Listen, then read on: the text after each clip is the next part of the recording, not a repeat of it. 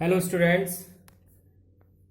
पिछले वीडियो में हम बात कर रहे थे पार्ट नंबर 5 जो हमारी यूनिट है पादप कार्यकी यानी प्लांट फिजियोलॉजी।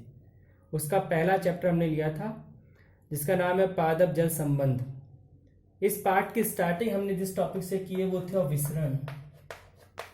ये टॉपिक केमिस्ट्री में भी हमें काम आएगा। विसरण का मतलब होता है जब अणु या आयन अपनी अधिक मात्रा से कम मात्रा की तरफ चलते हैं, और इसके हमने कुछ उदाहरण पढ़े थे जैसे नील का रंग बिखर जाना या इत्र की या सेंट की महक जो है वो बिखर जाना। ये सब विसरण के नियमों पर आधारित है। दूसरा टॉपिक पार्ट को हमने पढ़ा था विसरण को प्रभावित करने वाले कारक जैसे तापमान, सांद्रता, घनत्व आदि। दूसरा टॉपिक इस पार्ट का जो एक इम्पोर्टेंट टॉपिक बनता है, केमिस्ट्री में भी ये टॉपिक काम आता है, परासरण। परासरण एक तरह का विसरण ही है जहां विलायक के अणु यानी कि जल के अणु, विलायक जल ही होता है कोशिका में, तो विलायक के अणु अपनी ज्यादा मात्रा से कहां चलते हैं, कम मात्रा की तरफ चलते हैं। लेकिन यहां पर एक बात रहेगी, ज्यादा मात्रा से कम मात्रा की तरफ किससे, अर्ध पारगम्य झिल्ली में से होकर चलते हैं। इसकी परिभाषा मैंने आपको बताई थी, जब विलायक के अणु अपनी अधिक मात्रा से कम मात्रा की तरफ अर्ध पारगम्य झिल्ली में से होकर गमन करते हैं तो इस घटना को परासरण कहते हैं। तो परासरण और विसरण की अगर हम तुलना करें तो दोनों एक ही चीज है, पर विसरण तो ठोस, द्रव और गैस तीनों का होता है, लेकिन परासरण सेम किसका होता है, द्रव का। दूसरी चीज, विसरण में अर्ध पारगम्य झिल्ली अनिवार्य नहीं है, लेकिन परासरण में अर्ध पारगम्य झिल्ली अनिवार्य है। फिर हमने एक टॉपिक और पढ़ा, परासरण कितने प्रकार का होता है। परासरण दो तरह का होता है, या तो अंतः परासरण या बहिपरासरण, अर्थात या तो बाहरी माध्यम से कोशिका के अंदर जल प्रवेश करेगा जिसे बोलते हैं अंतः परासरण, और इसका हमने उदाहरण पढ़ा था, जल से भरे बीकर में किशमिश को रखने पर किशमिश का फूल जाना। इसी प्रकार बहिपरासरण की बात करें तो उसका उदाहरण बैठा था, हमने जिक्र किया था, शर्करा के गाढ़े विलयन के अंदर अगर अंगूर का दाना रख देते हैं तो वो पिचक जाता है, क्योंकि इसी स्थिति में क्या हुआ, जल के अणु जो है वो कोशिका से बाहर निकल गए। अब उन्हीं बातों को हम आगे बढ़ा रहे हैं। हमने प्रयोग किया है एक जिसमें परासरण प्रदर्शित होता है, तो यहाँ एक बड़ा क्वेश्चन बन सकता है, परासरण का प्रयोग के द्वारा प्रदर्शन करना, और इस टॉपिक को हमने चित्र के माध्यम से सॉल्व किया है। जो चित्र जो है वो ये था, हमने एक बड़ा सवाल तैयार किया था, प्रयोग की सहायता से परासरण क्रिया का प्रदर्शन करना। इसके लिए एक थिसिल कीप लेते हैं। थिसिल कीप केमिस्ट्री का एक टॉपिक है, ये प्रैक्टिकल में काम आने वाली कीप है जिसकी बनावट ये होती है। इसके नीचे वाले पैंदे में अर्ध पारगम्य झिल्ली लगाई, तो ये है जो है वो अर्ध पारगम्य झिल्ली को प्रेजेंट कर रहा है।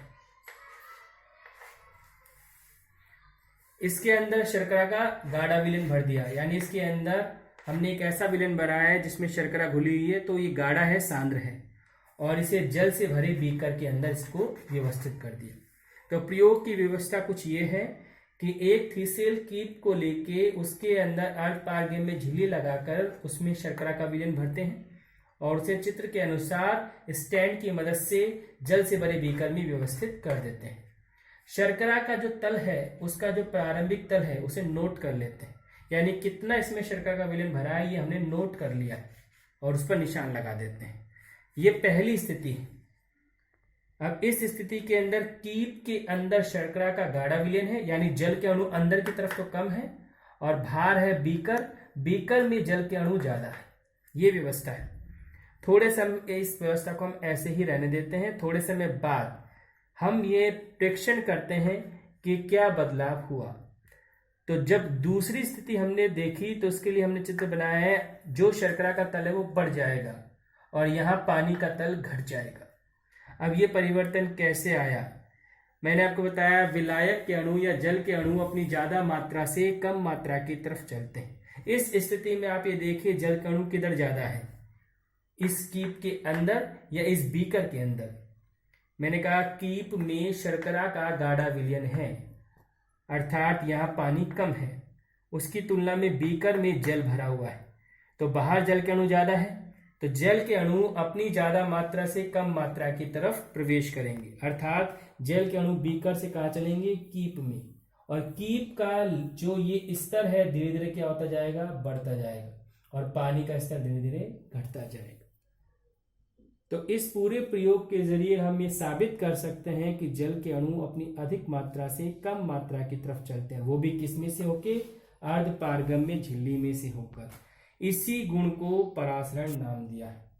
तो परासरण हमारा इस पाठ की तरफ से एक इम्पोर्टेंट और बड़ा क्वेश्चन बन सकता है, जिसमें हमसे पूछा जाएगा परासरण किसे कहते हैं, परासरण कितने प्रकार का होता है, परासरण को प्रयोग के जरिए प्रदर्शित करके बताइए। तो ये वाली स्थिति आपको बतानी है।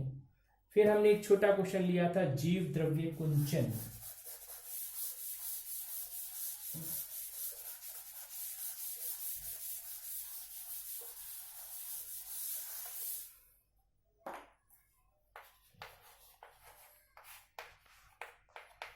जीव द्रव्य कुंचन,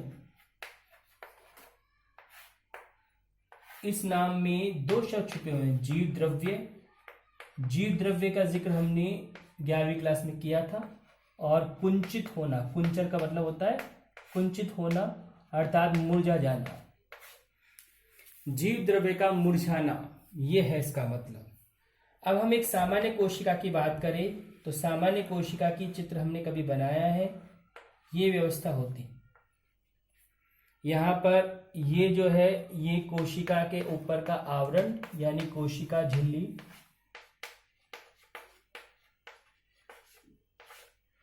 ये उसके अंदर केंद्रक, और बीच में जो तरल पदार्थ भरा होता है वो है जीव द्रव्य।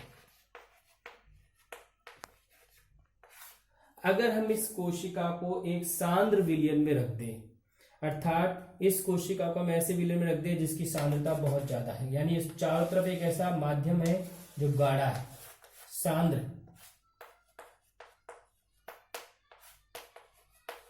जब सांद्र है, गाढ़ा है, तो जल के अणु कैसे होंगे, कम होंगे। अंदर कोशिका में जीव द्रव्य भरा हुआ है, और जीव द्रव्य का लगभग 90 से 92% हिस्सा जो है पानी बनाता है। तो कोशिका के अंदर जल के अणु ज्यादा मात्रा में है, इसके मुकाबले बाहरी माध्यम में जल के अणु कम मात्रा में। तो जल अपनी अधिक मात्रा से कहाँ निकलेगा, कम की तरफ, अर्थात इस कोशिका के अंदर से जो जल के अणु है वो सारे निकल जाएंगे बाहर की तरफ। तो ये कोशिका धीरे धीरे से जल रहित हो जाएगी और इसका जीव द्रव्य बिल्कुल सिकुड़ जाएगा। इस घटना को नाम दिया जीव द्रव्य कुंचन। और इस घटना के लिए सबसे मुख्य शर्त ये होगी कि कोशिका को हमें कैसे माध्यम में रखना होगा, सांद्र माध्यम में रखना होगा। तो जब हम सांद्र माध्यम में कोशिका को रखते हैं तो इसका जीव द्रव्य सिकुड़ जाता है, और इस घटना को जीव द्रव्य कुंचन कहा है, जिसका उपयोग हम करते हैं मछलियों के अंदर। जब मछली का शरीर, मान लीजिए ये मछली का शरीर है, तो मछलियों के शरीर को सुरक्षित करने के लिए आपने एक तरीका पढ़ा है कि मछलियों के शरीर के ऊपर नमक का लेप लगा देते। तो जब नमक का लेप लगाते तो नमक का विलयन कैसा विलयन होता है, सांद्र। तो जब इस पर कोई सूक्ष्म जीव पनपता है तो सूक्ष्म जीव के अंदर का पूरा जल के अणु का निकल जाएंगे, बाहर आ जाएंगे, क्योंकि बाहर सांद्र विलयन है, तो ये सूक्ष्म जीव नष्ट हो जाएंगे। तो मछलियों को परिरक्षित करने के लिए यानी खराब होने से बचाने के लिए हम जीव द्रव्य कुंचन गुण का ही उपयोग करते हैं, और ये हमारे लिए एक छोटा क्वेश्चन बन सकता है। आगे हमने बात की थी इस पाठ में कोशिका के अंदर उपस्थित दाब पर। कोशिकाओं के अंदर विभिन्न प्रकार के दाब होते हैं, जैसा पहला शब्द स्फीति दाब या टीपी। विभिन्न दाब जो कोशिकाओं में उपस्थित होते हैं, जैसे स्फीति दाब, जिसको अंग्रेजी में हमने शॉर्ट में टीपी नाम दिया है, जिसको इंग्लिश में बोलते हैं टर्गर, TURGER, टर्गर प्रेशर। भित्तीय दाब WP, परासरण दाब OP, विसरण दाब न्यूनता DPD। और ये विसरण दाब न्यूनता अक्सर पेपर में पूछा जाता है। आपको ये सभी क्वेश्चंस एक एक नंबर के लिए परिभाषा के तौर पर तैयार करना। जैसे देखो, मैं इसको चित्र के माध्यम से बताता हूँ। मान लीजिए ये एक पादप कोशिका, इसका जिक्र हम पहले भी कर चुके हैं। पौधे की कोशिका में ये बाहर वाला जो आवरण है वो कोशिका भित्ति को प्रदर्शित कर रहा है, अंदर वाला आवरण कोशिका झिल्ली को प्रदर्शित कर रहा है।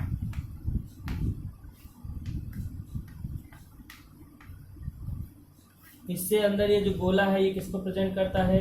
केंद्रक को प्रेजेंट करता है।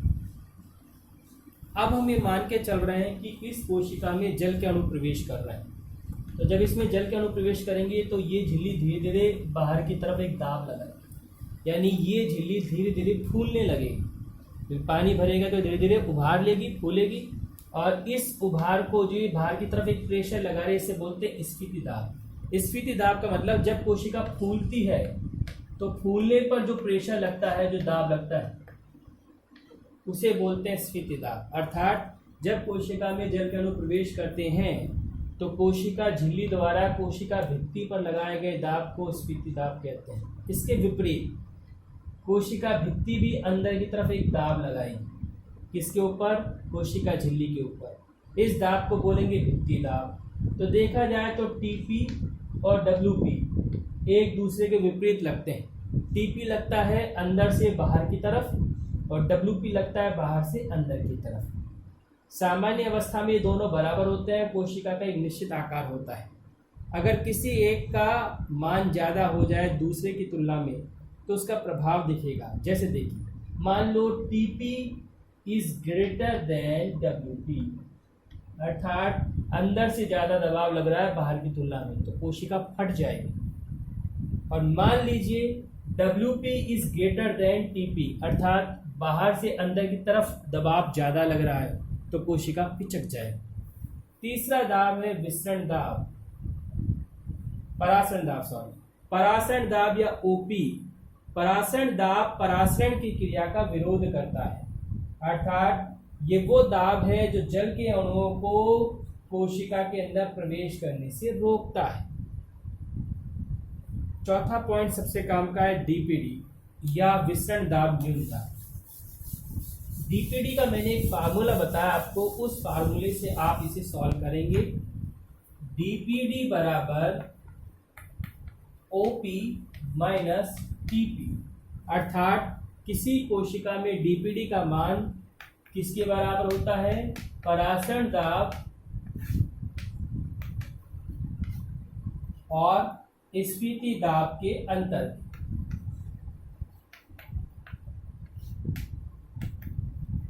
तो अगर किसी कोशिका का परासरण दाब दिया है और स्फीति दाब दिया है तो दोनों को अंतर निकाल के हम क्या बना सकते हैं? डीपीडी। डीपीडी को ही एसपी भी कहते हैं। एसपी की फुल फॉर्म हिंदी में थी चूषण दाब। और जीके के लिए पॉइंट इसलिए काटता है क्योंकि डीपीडी का मतलब होता है जल अवशोषण प्रवृत्ति।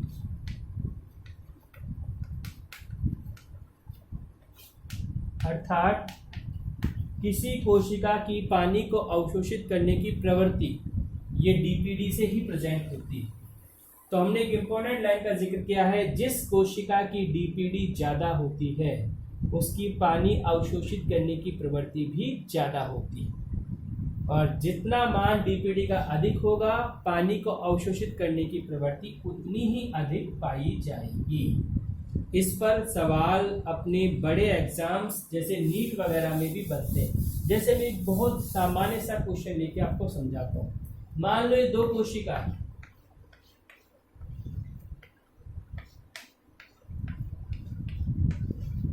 कोशिका ए एंड कोशिका बी।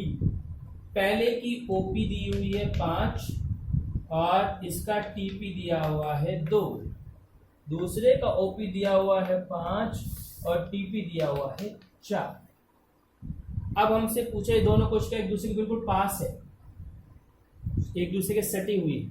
हमसे पूछा पानी किस तरफ जाएगा, ए से बी की तरफ जाएगा या बी से ए की तरफ जाएगा या किसी भी तरफ नहीं जाएगा। एक क्वेश्चन बना लिया। अब आपको जब ओपी दिया है टीपी दिया है तो आप डीपीडी निकाल सकते हो। डीपीडी बराबर ओपी माइनस टीपी, 5 माइनस 2, यानी इसकी डीपीडी है 3 और उसकी डीपीडी बराबर ओपी माइनस टीपी यानी कि उसकी है ए। किसकी डीपीडी ज्यादा है? ए की। अर्थात पानी को अवशोषित करने का गुण किसका ज्यादा होगा? ए का। तो जब ए का पानी अवशोषित करने का गुण ज्यादा है तो ए पानी किससे खींचेगा? बी से। अर्थात पानी बी से किस तरफ चलेगा? ए की तरफ। ऐसे क्वेश्चंस आपको बड़े एग्जाम्स में मिल सकते हैं। तो डीपीडी जो है वो हमारे लिए एक काम का टॉपिक रहेगा। इसके अलावा एक और पॉइंट जो मैंने आपको बताया था, और ये बोर्ड एग्जाम में आया हुआ है, जैसे मैंने कहा डीपीडी बराबर ओपी माइनस टीपी। अब हमसे कोई कहता है जो कोशिका पूर्णतः शिथिल है उसकी डीपीडी कितनी होगी? शिथिल कोशिका, पहले आपको ये पता करना है शिथिल शब्द का मतलब क्या है। शिथिल का मतलब है पिचका हुआ। तो जब कोई कोशिका पिचकी हुई है यानी फूली हुई नहीं है तो उसका टीपी क्या होगा? टीपी 0 होगा। तो जब टीपी 0 होगा तो डीपीडी बराबर ओपी माइनस 0। तो डीपीडी बराबर कितना होगा? ओपी। अर्थात उस कोशिका की डीपीडी ओपी के बराबर होगी। तो शिथिल कोशिका के लिए डीपीडी निकाल सकते हैं आप। ऐसे ही स्फीत कोशिका के लिए भी डीपीडी निकाल सकते हैं। स्फीत का मतलब फूली हुई, वो कोशिका जो फूली हुई है। तो जब अगर कोशिका फूली हुई है तो उसको पानी को अवशोषित करने का गुण उसका कैसा होगा? बिल्कुल 0, वरना कोशिका फट जाएगी। तो ऐसी स्थिति में उसका डीपीडी क्या होगा? 0। तो जब डीपीडी 0 है तो फार्मूला क्या बना? डीपीडी बराबर ओपी माइनस टीपी, और डीपीडी बराबर 0। तो 0 बराबर ओपी माइनस टीपी, और मैं कह सकता हूं ओपी बराबर टीपी। पक्षांतरण कर दिया। अर्थात जो कोशिका स्फीत है उसका ओपी उसके टीपी के बराबर होगा। तो ये दाबों से संबंधित कुछ सामान्य जनरल नॉलेज थी जो हमारे पार्ट नंबर 5 से जुड़ी हुई। आगे की बातें हम नेक्स्ट वीडियो में करेंगे। धन्यवाद।